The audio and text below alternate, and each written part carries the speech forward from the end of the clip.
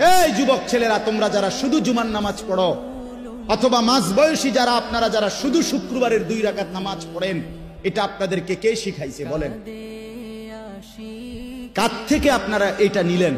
এজন্য যার ফজরের নামাজ কবুল হইছে তাকে আল্লাহ জোহর পড়ার তৌফিক দেয়, যার জোহর কবুল হইছে তারে আল্লাহ আসর পড়ার তৌফিক দেয়, যার আসর কবুল হইছে আল্লাহ তারে মাগরিব পড়ার তৌফিক দেয়, যার মাগরিব কবুল হইছে আল্লাহ তারে এশার নামাজ পড়ার তৌফিক দেয়। তাহলে আমনে চান্দু শুক্রবারের 2 রাকাত নামাজ পড়া আগে দিয়েও ফজর পড়েন নাই, পরে দিয়েও আসর পড়েন নাই, মাগরিব পড়েন নাই, সারা সপ্তাহ নামাজ পড়েন নাই, আমনের জুমার নামাজের কি দশা আমনে বুঝা?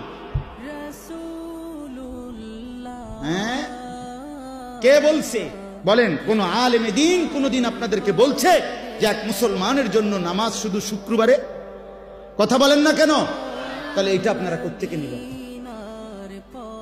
কিভাবে নিলেন আপনারা? মসজিদগুলো দোতলা হয়, শুক্রবারে জায়গা হয় না। মসজিদ ভাঙ্গা নতুন মসজিদ হয়, জুমার নামাজে জায়গা হয় না। মসজিদ কি শুধু জুমার নামাজের জন্য না 5 ওয়াক্ত নামাজের জন্য? হ্যাঁ শুনেন, এটা মনে রাখবেন।